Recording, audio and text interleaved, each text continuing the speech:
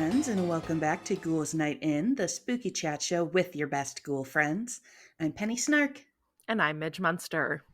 And Midge, we have talked a lot on this show about vampires. Yes. But we have never discussed kind of the history of vampire folklore and kind of what legends inspired horror icons like Dracula or our dear friend Lestat. So I thought that I would like to talk about vampire lore today. Excellent. may I tell you that the episode I have prepped today is also about vampires. Oh my god. I had this feeling in my soul.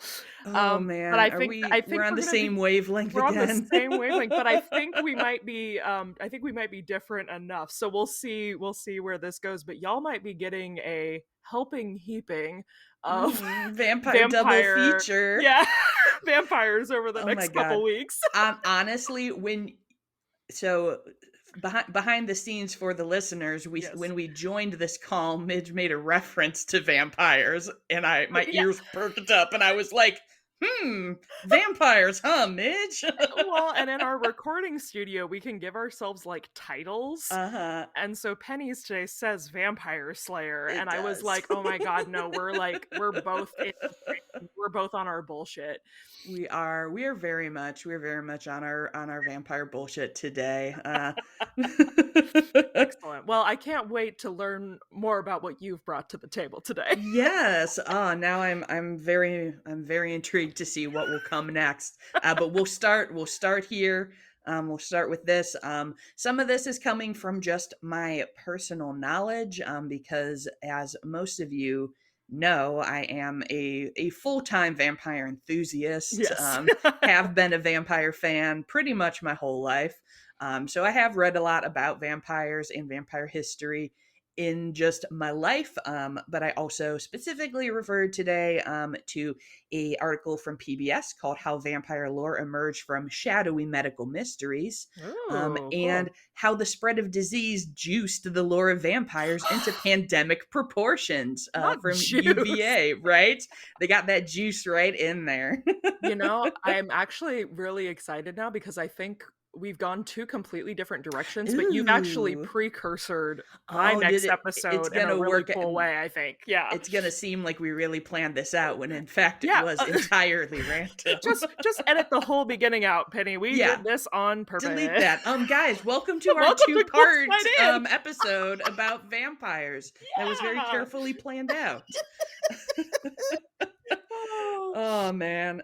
So all throughout human history, we have had legends and fears about the undead, about demons or spirits that drink blood, that attack in the night. A lot of these kind of myths of like spirits and revenants divided up into lots of different lore that we know today. Some of them became like witch stories, some are demon stories. You see a lot of crossover when you're looking back at these stories. But none of these people would have used the term vampire because that did not come until later. So the earliest kind of textual reference that was identified. This is from the UVA article. There is a professor there who is a professor of Slavic languages, Stanley Stepanek, and is talking about how there is an old Russian text written in 1047. So Oh that's an old wow. one. Yeah. That references, I don't know how they would say it, Upir, so it's UPIR. Mm. This was being used in kind of an account of like a spooky thing that happened. And his kind of theory is that this may reference the thing at the feast, aka it's like a don't name this bad thing. Like it's a word that was being used in place of like naming a specific kind of demon. or something. Okay. So like There like a word to name that which must not be named kind of vibe. Exactly. Cool. Precisely, precisely. But there is also, while I was doing this research, there's a Czech linguist who also proposes that this could be coming from the Slovak verb vrpit, to Bless stick you. into, I know, stick into or thrust into, with like the idea that this could be someone who thrusts or bites. I hate that, but I cool. know. I know. Also appropriate though Yes, exactly. for sexy vampire folklore to It's come. true. It's true. Yeah. So there are really similar terms that like have this kind of etymology that are used in Slavic languages kind of all across Eastern Europe. And this is really where the mythology of what we recognize as vampires really comes from. So like there are these kind of legends from all around the world, and you definitely see modern vampire fiction kind of like delve into specific elements from there, but kind of the root of the vampire is definitely this kind of Slavic folklore. So you can see that this, obviously 1047 was a long time ago. There Yeah. is apparently, like, even from the 14th century, there are laws that are like, stop doing the vampire burials. So this Oh, was like prominent enough that for many centuries people were like, we got to deal with these vampires, and the government was trying to be like, stop, cut it out, you the guys. vampire burials? Yes, so we'll tell you a little Okay, bit okay. about vampires. So this term, the term vampire, is first credited in writing in 1725.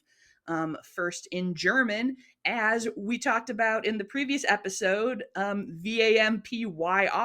Yeah, like the Buffy vampire. book, Yeah. vampire, vampire. So that was originally in German. And how did the Germans discover this? What makes people move around the world, get to know new things? It is, of course, war and Yeah, conquest. I was gonna say stealing other people's shit. Yeah. Yeah. So in like the early 1700s, there was a major vampire panic happening in Eastern Europe, in these kind of Slavic areas that we talked about. Oh, to be alive And during a vampire panic. I know, right? If only I could panic about something so simple as vampires. Right, Panic at the Graveyard of the vampires. But so as this was happening, there had been recently, this was like a whole like Habsburg kind of vibe. The royal family had recently annexed some of that land because they were fighting the Ottomans and being like, we're taking this. And so they're like, what the fuck is going on out here in this Yeah. new land that we just decided is ours now?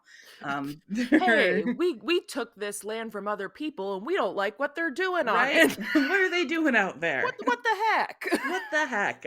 So the military is checking this out, and they wrote back and are like, so the locals are really worried about these vampires. um, What a and letter to that receive. right, and this kicked off what is known as the Great Vampire Epidemic, Hell yeah. that ran through Europe from the next 8 years. Wow. So, 8 years. hmm so what were people doing and or picturing at this time? Because this is not, sadly, the like sexy evening wear wearing vampire that we think about in our modern day. The vampire at this time is very much like a revenant, an ambulatory corpse.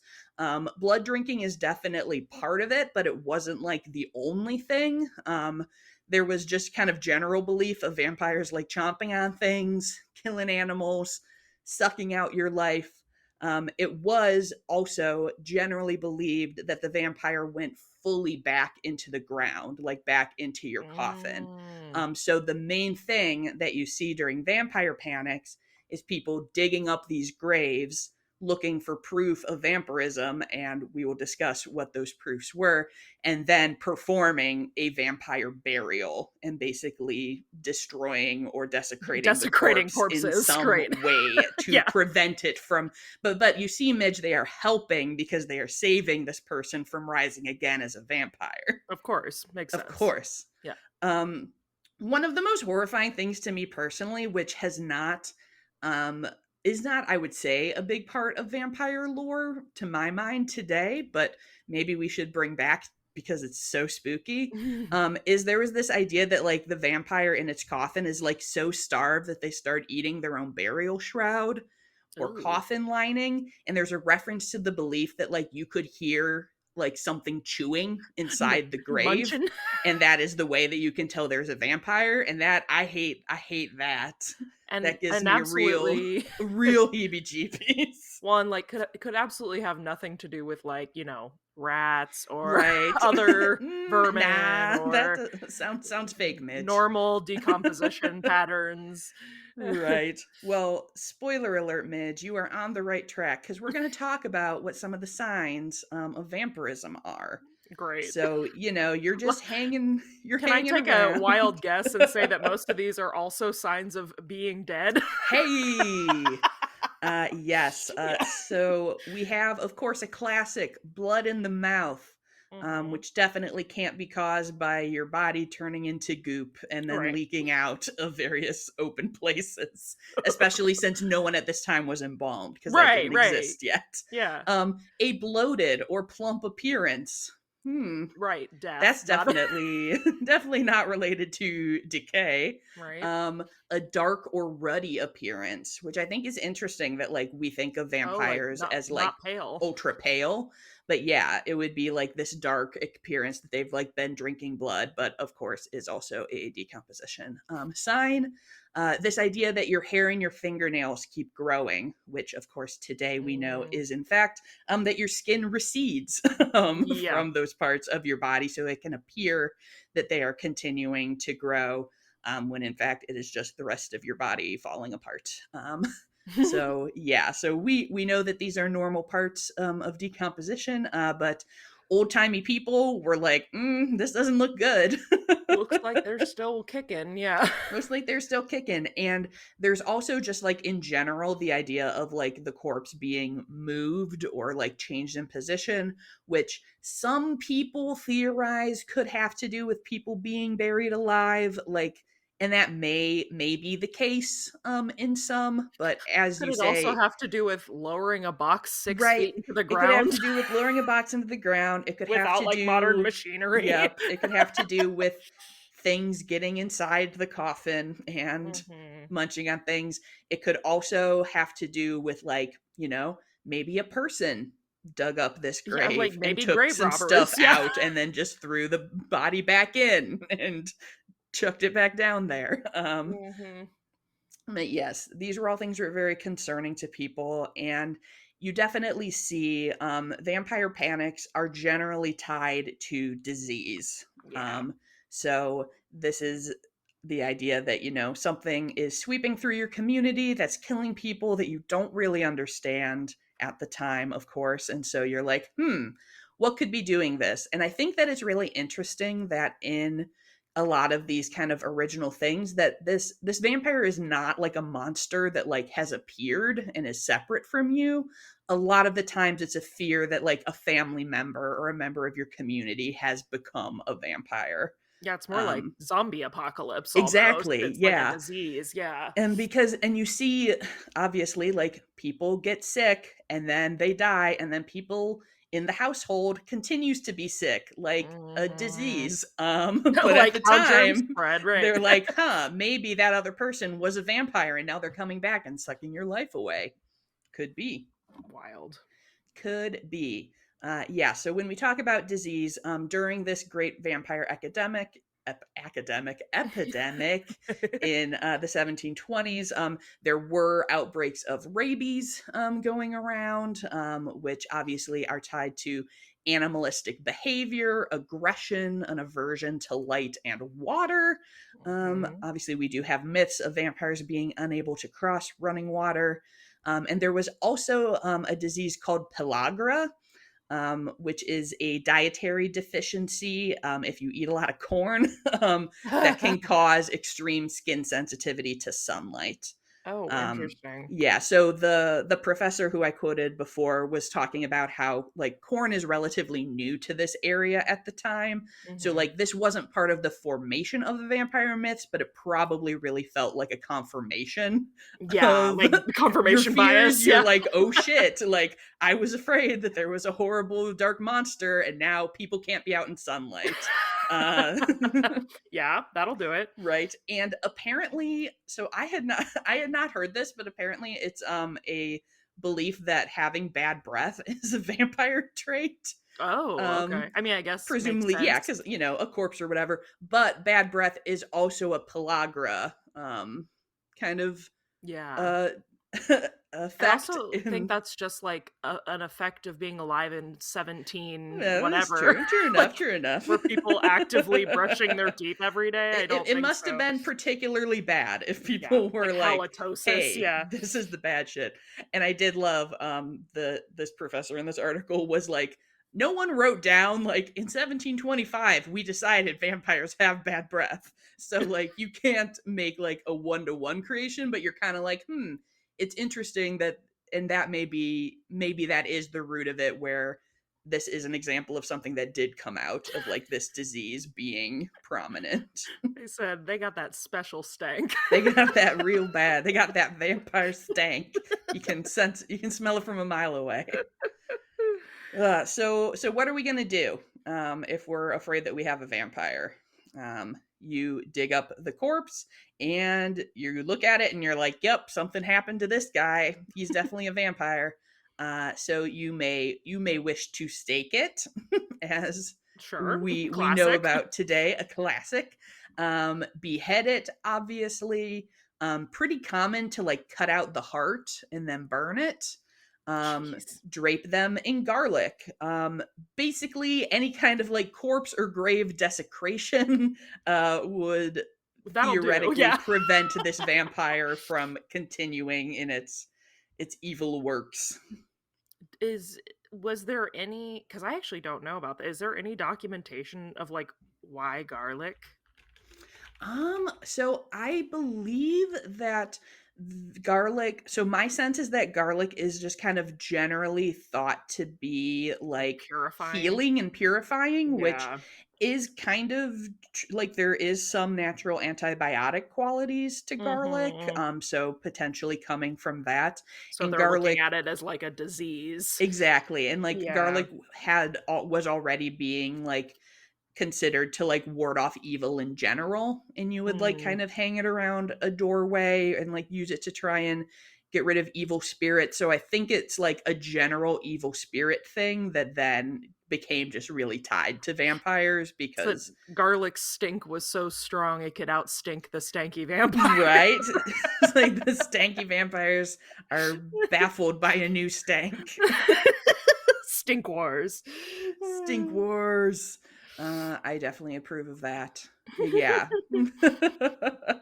But so this legend is spreading through Europe at this point. Once it comes to Germany, it starts, getting written about in English as well as in French. Voltaire writes something about vampires. Okay, word. So everybody is like writing and talking about vampires, and they're like, what's up with vampires? Are these real? What's going on? And eventually, Empress Maria Theresa, who was, the head of the Habsburg family, sent her personal physician to check this shit out. And he was like, after all of my careful study, I've decided vampires are totally not real.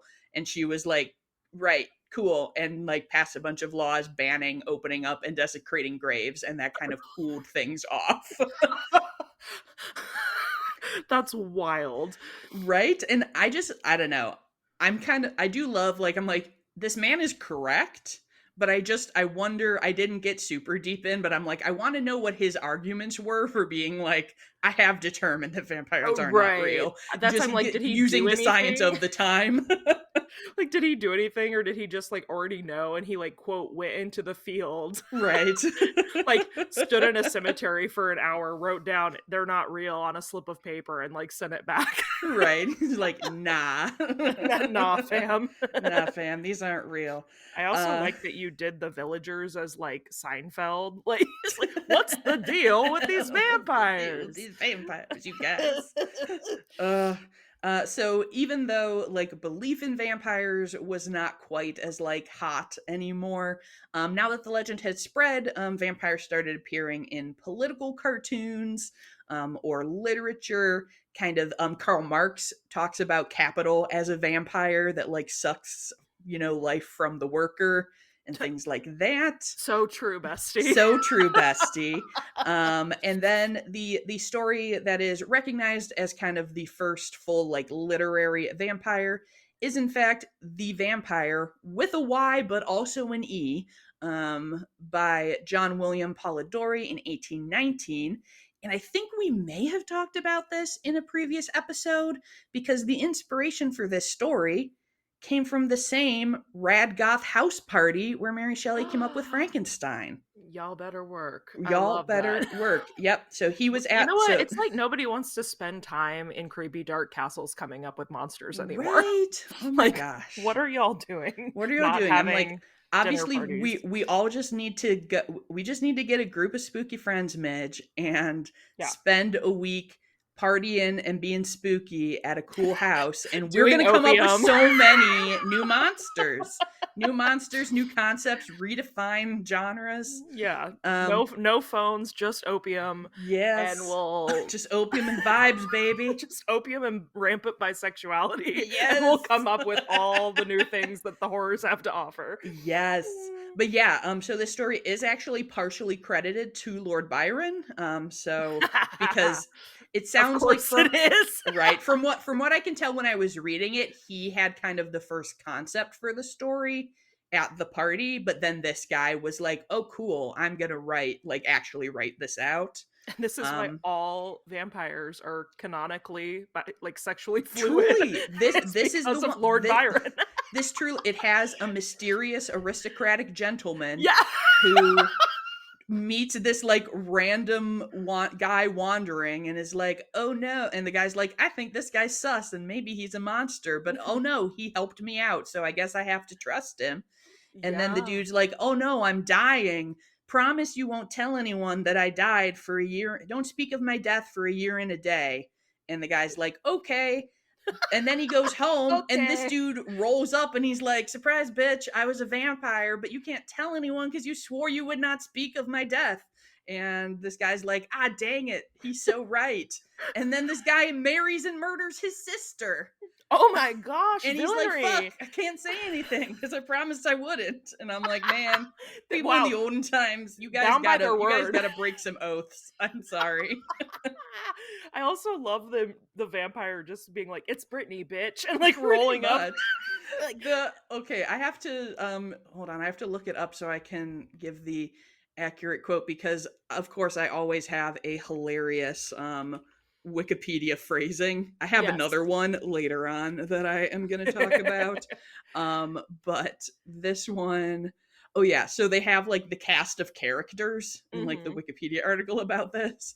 The characters are Lord Ruthven, a suave British nobleman, the vampire; Aubrey, a wealthy young gentleman, an orphan; Ianthe, a beautiful Greek woman Aubrey meets on his journeys with Ruthven; Aubrey's sister, who becomes engaged to the Earl of Marsden; Earl of Marsden, who is also Lord Ruthven. I love that. So there you go. You're like, oh, so this guy's the vampire all along. Wink, wink. By the Wink, way, wink. So that is, so even though vampire panic stuff kind of died out in Europe at that point, we did have our very own American vampire panic. Hell yeah. So the New The only England, good thing about I America. know, the New England vampire panic happened in the late 1800s. So kind of wow. past Yeah. when a lot of stuff was going on. Yeah, like kind of late. Like maybe Kind of we should late. have known, hey, there's not vampires. Right, yeah, it sounds like, in the article I was reading, like, that there are things, like, traced as far back as, like, the 1700s in, like, kind of rural spots, but this was a little bit too late, Yeah, for feels vampire like it. action, but this, again, centered around outbreaks of disease. This was around tuberculosis, Mm. so an Well, especially vampiric disease, I must say. Like, yeah, I was dying gonna of say cough and consumption blood is, like, and the most vampire-y thing you can do. yeah, I can't quite fault them for that, that's fair. Yes. So the most famous case that was kind of at the center of this, and what you usually find if you like look up like American vampire stories, is Mercy Brown. Although she was called Lena by her family, and like in real life, people called her Lena. So her mother and sister had died of tuberculosis when she was really young. Her brother got sick and like kind of continued to struggle with it over his life. They believe that she probably like was infected with it and then like stayed asymptomatic for like 10 years, Oh, and yeah. ended up getting sick and dying from tuberculosis in 1892. She was only 19.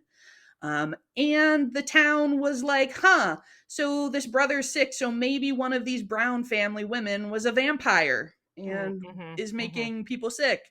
So they dug up all three of their graves, and surprise, people who died 10 years ago were pretty decayed. Um, Wild. and Lena, who just died and it was winter, was still pretty fresh. Oh my Uh, god.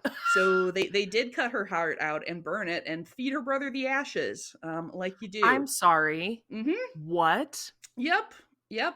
Um, and he died 2 months later, so it did Yeah, not I help. I mean, and it probably quickened the process. Yeah, I can't say that eating your sister's burned heart is probably gonna help, um, Certainly not. a whole lot.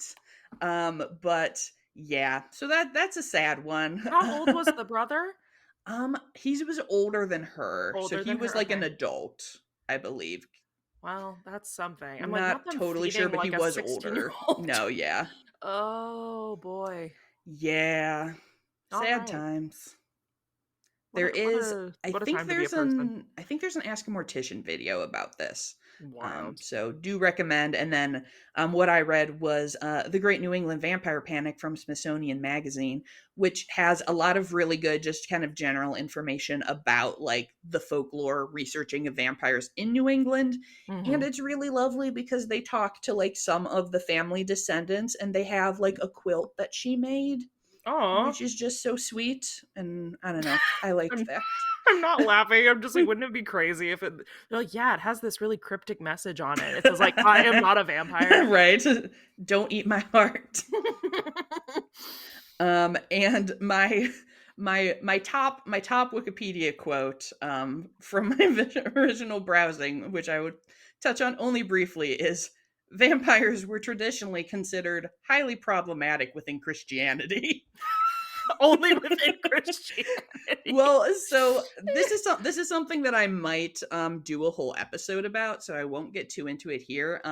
But there's this concept of being incorruptible, where your body does not decay.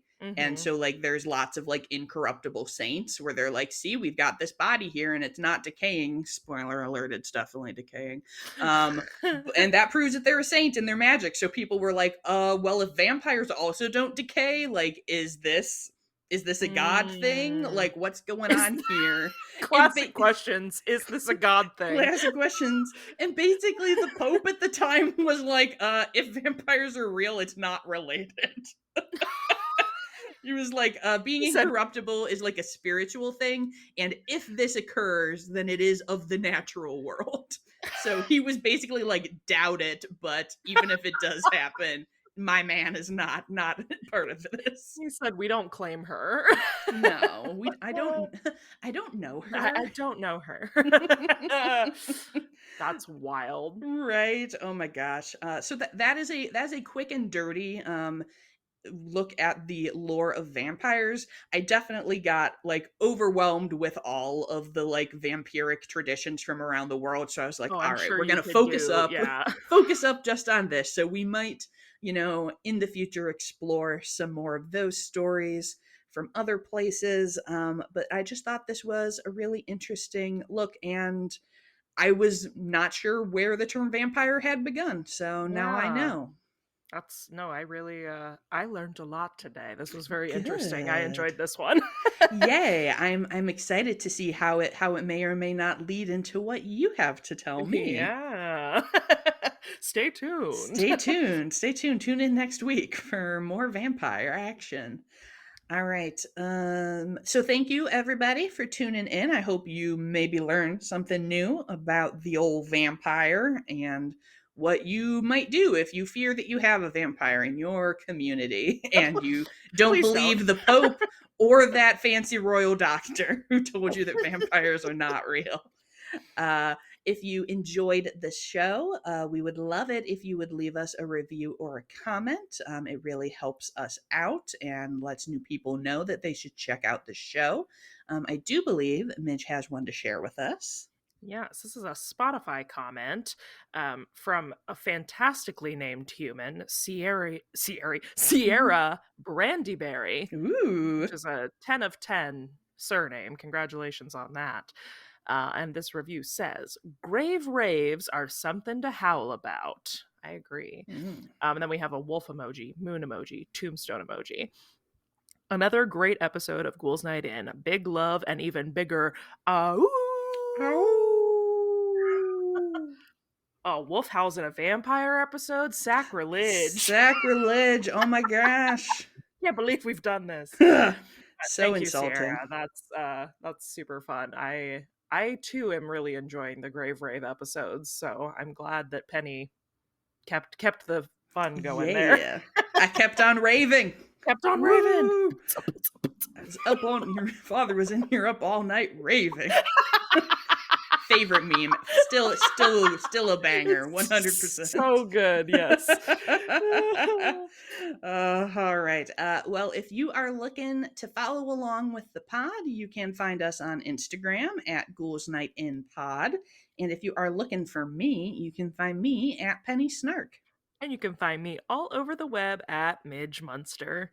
And until next time, Goodbye. goodbye.